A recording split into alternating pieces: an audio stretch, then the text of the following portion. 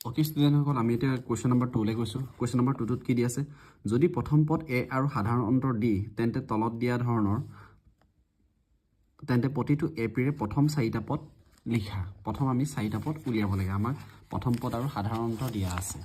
কি কি দিয়া আছে চাই লওঁচোন। প্ৰথম কুৱেশ্যনটোত আমাৰ প্ৰথম পদ দিয়া আছে আৰু সাধাৰণ অন্তৰ দিয়া আছে। ইয়াৰ পৰা আমি সমান্তৰাল প্ৰগতিটোৰ প্ৰথম 4টা পদ নিৰ্ণয় কৰিব লাগে, হয়নে? এতিয়া ইয়াত চাওঁ যে প্ৰথম কুৱেশ্যনটোত এ ইকুৱেল টু 10 দিয়া আছিলে, ডি ইকুৱেল টু 10 দিয়া আছিলে। তাৰমানে প্ৰথম পদ 10 দিয়া আছে, সাধাৰণ অন্তৰ 10 দিয়া আছে। তেতিয়া আমি প্ৰথম পদটো এনেকৈ লিখিব পাৰোঁ নেকি বাৰু, A1 ইকুৱেল টু এ, মানে প্ৰথম পদ বুজাইছে। A1 মানে হৈছে প্ৰথম পদ বুজাইছে। প্ৰথম পদটোৱে দিয়া আছিলে এ ইকুৱেল টু 10। তাত দ্বিতীয় পদটো আমি কেনেকৈ উলিয়াওঁ? দ্বিতীয় পদটো আমি প্ৰথম পদটোৰ লগত যোগ কৰি উলিয়াম। তাৰমানে প্ৰথম পদৰ লগত আমি সাধাৰণ অন্তৰটো কি কৰি দিম, যোগ কৰি দিম। প্ৰথম পদটো কিমান আছিলে আমাৰ, 10 আছিলে, হয়নে? প্লাছ আকৌ ইয়াত সাধাৰণ অন্তৰ কিমান আছে আমাৰ, সাধাৰণ অন্তৰ 10 আছে। 10 + 10 মানে ইকুৱেল টু 20 হ'ল। প্ৰথম পদ 10 পালোঁ, দ্বিতীয় পদ 20 পালোঁ। নেক্সট তৃতীয় পদ কেনেকৈ উলিয়াম? আকৌ এই দ্বিতীয় পদৰ লগত আমি ডি বা সাধাৰণ অন্তৰটো যোগ কৰি দিম। তেতিয়া কিমান হ'বগৈ, আমি দ্বিতীয় পদ কিমান পাইছিলোঁ, 20 পাইছিলোঁ। 20 লগত আমি সাধাৰণ অন্তৰ যোগ কৰি দিম। সাধাৰণ অন্তৰ কিমান আছে, 10 ইকুৱেল টু 30 হ'ল। ঠিক তেনে চতুৰ্থ পদটো উলিয়াম কেনেকৈ, যে তৃতীয় পদৰ লগত আকৌ সাধাৰণ অন্তৰটো যোগ কৰি দিম। কিমান পামগৈ, 30 + 10 ইকুৱেল টু 40। এতিয়া আমি সংখ্যাকেইটা কি কি পালোঁ, এটা 10 পালোঁ, এটা 20 পালোঁ, এটা 30, এটা 40। প্ৰথম 4টা পদ কি কি হ'ব, 10, 20, 30 আৰু 40। ঠিক আছে, বুজি পাইছোঁনে? ঠিক তেনেকৈ ইয়াতো কৰিম। ইয়াতো এ ইকুৱেল টু -2 দি আছে। তাৰমানে প্ৰথম পদটো দিছে, প্ৰথম পদটো ইকুৱেল টু -2 দি আছে। এতিয়া দ্বিতীয় পদটো কেনেকৈ উলিয়াম? দ্বিতীয় পদটো এনেকৈ উলিয়াম যে প্ৰথম পদৰ লগত আমি সাধাৰণ অন্তৰটো যোগ কৰি দিম। সাধাৰণ অন্তৰ কিমান দিয়া আছে আমাক, 0 দিয়া আছে। প্ৰথম পদত পালোঁ আমি -2 প্লাছ সাধাৰণ অন্তৰ 0। 0 লগত প্লাছ কৰিলে সেই একেটা নাম্বাৰ পাম, হয়নে? ঠিক তেনেকৈ তৃতীয় পদটো উলিয়াম। তৃতীয় পদটো উলিয়াবলৈ আমি কি কৰিব লাগিব, দ্বিতীয় পদৰ লগত আকৌ সাধাৰণ অন্তৰটো যোগ কৰি দিব লাগিব। দ্বিতীয় পদ আমি -2 পাইছিলোঁ, হয়নে? প্লাছ আকৌ সাধাৰণ অন্তৰ 0, তাৰমানে এইটো -2 পালোঁ। ঠিক তেনেকৈ চতুৰ্থ পদটো কেনেকৈ উলিয়াম, তৃতীয় পদৰ লগত আমি সাধাৰণ অন্তৰটো যোগ কৰি দিম। হ'ল, তৃতীয় পদ আমি কিমান পাইছিলোঁ, -2 পাইছিলোঁ। দেখিছেনে, এইটো -2 পাইছিলোঁ তৃতীয় পদটো। আৰু সাধাৰণ অন্তৰ কিমান দিয়া আছে, 0। এইটো যোগ কৰিলোঁ, সেই একে -2 পালোঁ। তাৰমানে আমি সংখ্যাকেইটা কি কি পালোঁ, -2, -2, ইয়াতো -2, এইফালেও -2। তাৰমানে প্ৰথম 4টা পদ কি কি হ'ব আমাৰ, -2 হ'ব, -2 হ'ব, -2 আৰু ইফালেও -2 হ'ব। বুজি পাইছোঁনে? ঠিক আছে। 3 নম্বৰ কুৱেশ্যনটোলৈ আহিছোঁ। এ ইকুৱেল টু 4, প্ৰথম পদ 4 দিয়া আছে, সাধাৰণ অন্তৰ -3 দিয়া আছে। তেতিয়া আমি দ্বিতীয় পদ কেনেকৈ উলিয়াম, প্ৰথম পদৰ লগত আকৌ সাধাৰণ অন্তৰ যোগ কৰি দিম। প্ৰথম পদটো কিমান পালোঁ, 4 পালোঁ, যোগ সাধাৰণ অন্তৰ -3। এতিয়া তোমালোকে কোৱাচোন, প্লাছে মাইনাছে কি হ'ব, মাইনাছ হ'ব।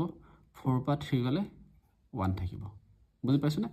প্লাছে মাইনাছে মাইনাছ, 4 - 3 কিমান হ'বগৈ, 4 পৰা 3 গ'লে 1 থাকিবগৈ। হ'ল। ঠিক তেনেকৈ দ্বিতীয় পদ উলিয়াম। তৃতীয় পদটো আকৌ দ্বিতীয় পদৰ লগত আমি ডি যোগ কৰিম। দ্বিতীয় পদটো কিমান পালোঁ, 1 পালোঁ, তাৰ লগত আমি ডিটো যোগ কৰিম। ডি কিমান, -3। এতিয়া কোৱা, প্লাছে মাইনাছে মাইনাছ, 1 - 3 কিমান হ'ব, 1 - 3 কিমান হ'ব, 1 - 3 ইকুৱেল টু -2। তাৰমানে এইটো কিমান পালোঁ আমি, -2 পালোঁ। হ'ল।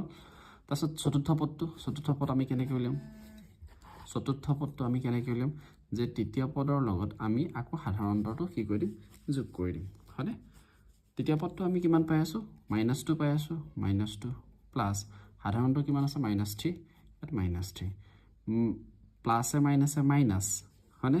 কিমান পাম আমি, প্লাছে মাইনাছে মাইনাছ, 2 - 3। মাইনাছে মাইনাছে আকৌ কি হ'ব, প্লাছ 2 - 3 = 5 হৈ গ'ল, ইকুৱেল টু 5 হৈ গ'ল।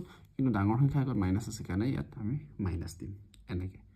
ঠিক আছে, বুজি পাইছোঁনে? এতিয়া আমি পদকেইটা কি কি পালোঁগৈ, প্ৰথম পদ 4, দ্বিতীয় পদ 1, তৃতীয় পদ -2, চতুৰ্থ পদ -5। এই 4টা আমি এনেকৈ পালোঁ। ঠিক আছে, কিবা নুবুজিলে সুধিব পাৰা, কোনো কথা নাই। নেক্সট কুৱেশ্যনলৈ আহিছোঁ আমি। নেক্সট কুৱেশ্যন কি দি আছে, 4 নম্বৰটো। আমাৰ 4 নম্বৰটো কি দি আছে চাওঁ। 4 নম্বৰ কুৱেশ্যনটো A equal to -1, D equal to 1/2 দিয়া আছে। হ'ল, একেই কৰিব পৰা কুৱেশ্যন এনচাৰে আছে আমাৰ লগত, হয়নে?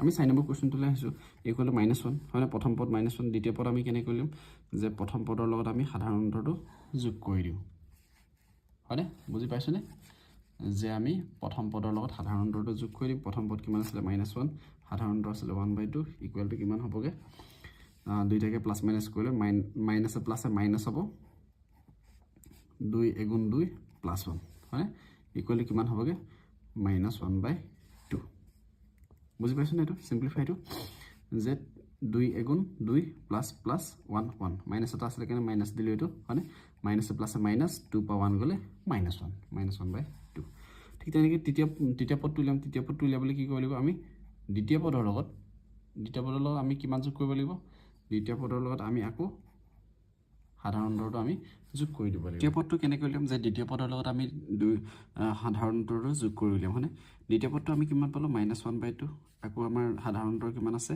1/2 আছে মাইনাছে প্লাছে মাইনাছ হাফ 1/2 পৰা 1/2 গ'লে কিমান থাকিব 0 থাকিব ঠিক তেনে চতুৰ্থ পদটো কেনেকৈ উলিয়াম যে তৃতীয় পদৰ লগত আমি সাধাৰণ অন্তৰ যোগ কৰি দিম হয়নে সাধাৰণ অন্তৰ কি আছিলে আমাৰ ডি আছিলে যোগ কৰি দিম ডি লিখিবা এইটো হ'ব তৃতীয় পদ আমি কিমান পালোঁ 0 প্লাছ সাধাৰণ অন্তৰ কিমান পালোঁ 1/2 তাৰমানে যোগ কৰিলে কিমান পাম এইটো 1/2 পাম হ'ল বুজি পাইছনে এতিয়া আমি ইয়াত চাম যে কি কি আছিলে আমাৰ প্ৰথম পদ আমি -1 পালোঁ হয়নে তাৰপিছত দ্বিতীয় পদ আমি কি পালোঁ -1/2 পালোঁ তৃতীয় পদ আমি 0 পালোঁ চতুৰ্থ পদ আমি 1/2 পালোঁ এতিয়া 5 নম্বৰ কুৱেশ্যনলৈ আহিছোঁ লাষ্ট কুৱেশ্যন 5 নম্বৰ কুৱেশ্যনত প্ৰথম পদ -1.25 দিয়া আছে দ্বিতীয় পদ আমি কেনেকৈ উলিয়াম যে প্ৰথম পদৰ লগত আমি সাধাৰণ অন্তৰটো যোগ কৰি দিম প্ৰথম পদটো কিমান পালোঁ -1.25 পালোঁ তাৰ লগত আমি সাধাৰণ অন্তৰ যোগ কৰি দিছোঁ -0.25 হ'ল প্লাছে মাইনাছে কি হ'বগে -1.25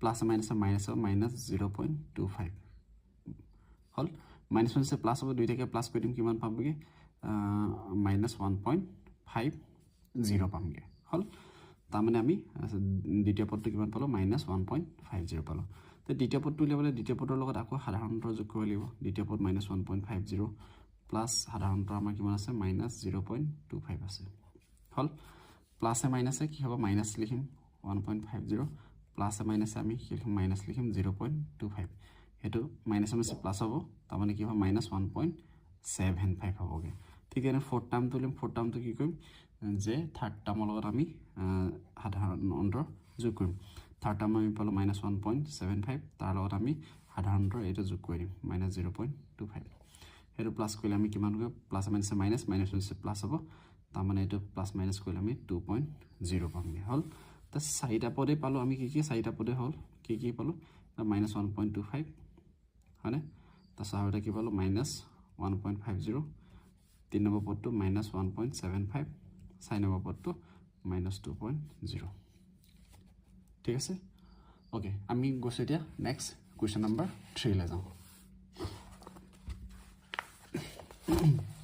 কুৱেশ্যন নম্বৰ 3 কি দিয়া আছে যে তলত দিয়া সমান্তৰ প্ৰগতিসমূহৰ প্ৰথম পদ আৰু সাধাৰণ অন্তৰ নিৰ্ণয় কৰা এই আমাৰ যিবোৰ সমান্তৰ প্ৰগতি দিয়া আছে এইবোৰ ইহঁতৰ পৰা আমি প্ৰথম পদ আৰু সাধাৰণ অন্তৰ নিৰ্ণয় কৰিব লাগে ঠিক আছে একেবাৰে ইজি কুৱেশ্যন 1 নম্বৰ কুৱেশ্যনটোত আমাৰ সমান্তৰ প্ৰগতিটো কি বুলি দিয়া আছিলে 3, 1 -1 -3 হয়নে এতিয়া প্ৰথম পদ কিমান আছে ইয়াত প্ৰথম পদ 3 একেবাৰে ইজি সাধাৰণতে আমি কেনেকৈ উলিয়াইছিলোঁ যে দ্বিতীয় পদৰ পৰা প্ৰথম পদটো কি কৰিব লাগে মাইনাছ কৰিব লাগে 1 - 3 ইকুৱেল টু কিমান পাম আমি -2 ঠিক আছে বুজি পাইছনে এতিয়া আমি নেক্সট ইয়ালৈ আহিছোঁ -5 -1 3 7 ইয়াত প্ৰথম পদ কিমান হ'বগৈ প্ৰথম পদ ইয়াত হ'ব -5 আৰু সাধাৰণতে কি হ'ব দ্বিতীয় পদৰ পৰা আমি প্ৰথম পদটো কি কৰিব লাগে মাইনাছ কৰিব লাগে -1 -5 ঠিক আছে এই কথাবোৰ লক্ষ্য কৰিবা -1 আছে কাৰণে মাইনাছ তাৰপিছত মাইনাছ কৰিব লাগে কাৰণে আমি মাইনাছ চিন দিছোঁ প্ৰথম পদটোৱে আকৌ মাইনাছ আছে সেইকাৰণে আমি ব্ৰেকেট দিছোঁ হয়নে -1 মাইনাছে কি লিখিম প্লাছ লিখিম মাইনাছে প্লাছে মাইনাছ 5 পৰা 1 গ'লে 4 থাকে ডাঙৰ সংখ্যা আকৌ যোগ চিন আছে কাৰণে ইয়াত যোগ চিন হ'ব ইয়াত চাম ইয়াত প্ৰথম পদ 1/3 ইয়াত সাধাৰণতে কেনেকৈ দ্বিতীয় পদৰ পৰা প্ৰথম পদ কি কৰিব লাগে মাইনাছ কৰিব 5/3 - 1/3 3 আছে তলত কাৰণে 3 বহিব 5 - 1 5 পৰা 1 গ'লে 4 4/3 হ'ব বুজি পাইছোনে নেক্সট ইয়াতে প্ৰথম পদ কিমান হৈছে 0.6 হৈছে সাধাৰণতে কেনেকৈ লিয়াম দ্বিতীয় পদৰ পৰা প্ৰথম পদ -1.7 - 0.6 1.7 পৰা 0.6 মাইনাছ কৰিলে 1.1 হ'বনে ঠিক আছে নেক্সট আমি কুৱেশ্যন নম্বৰ 4 লৈ যাওঁ